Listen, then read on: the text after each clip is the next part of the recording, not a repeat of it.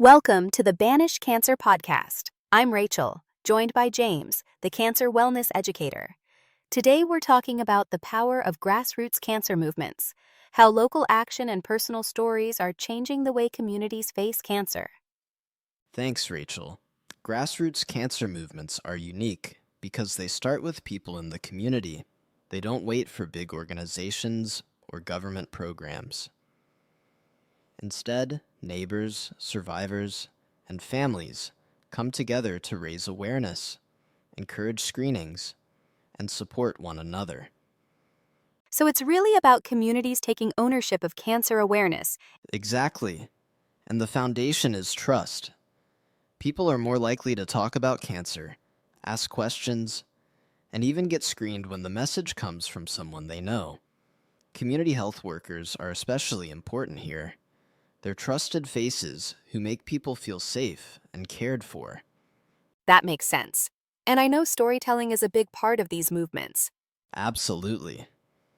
Sharing personal stories is one of the strongest tools. When survivors or caregivers talk about their journeys, it breaks down stigma and makes cancer less frightening. It also inspires others to take action, whether that's getting screened, supporting a loved one, or joining a campaign. Stories connect emotionally in a way statistics alone can't. And these movements don't just raise awareness, they actually change behavior. They do.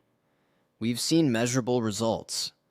In some programs, peer advocates helped increase cervical cancer screening rates by up to 4 times. Patient navigation programs, where volunteers guide patients through appointments and paperwork, cut missed appointments from nearly half to less than a third. These are real, tangible improvements in health outcomes. That's powerful. What about partnerships? Partnerships are essential.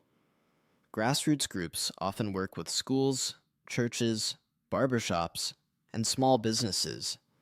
For example, barbershops have become safe spaces for men to talk about prostate cancer. Faith-based groups host events like Pin a Sister to encourage breast cancer screening.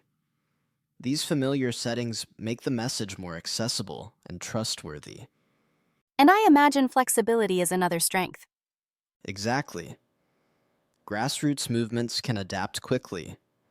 If a community needs information in another language, or prefers outreach in a mosque or community center, leaders adjust. That responsiveness makes people feel included and listened to. Of course, there must be challenges too. Yes, funding is often limited, and volunteers can feel stretched thin. Stigma and myths about cancer still exist, and language barriers can slow progress.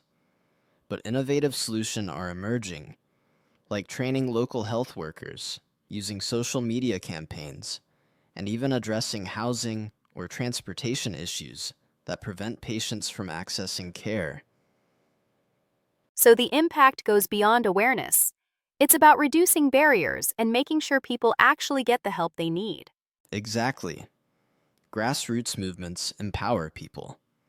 They give communities the tools, knowledge, and confidence to take action. And when people feel empowered, they become leaders who inspire others. That ripple effect is what makes these movements so powerful. Before we close, what's the key takeaway for our listeners? The key message is that anyone can be part of a grassroots cancer movement. You don't need to be a doctor or policymaker. Sharing your story, volunteering at an event, or simply encouraging a friend to get screened, all of these actions matter. Every small step adds up to big change. That's inspiring. Thank you, James, for sharing your insights today. Thank you, Rachel. Before we finish, let's quickly recap. Today, we explored how grassroots cancer movements build trust through local leaders, use storytelling to break down stigma, and create real impact by boosting screening rates and reducing missed appointments. We also heard how partnerships with schools, churches, and even barbershops make cancer awareness more accessible and relatable. Thank you to our listeners. This has been the Banish Cancer podcast.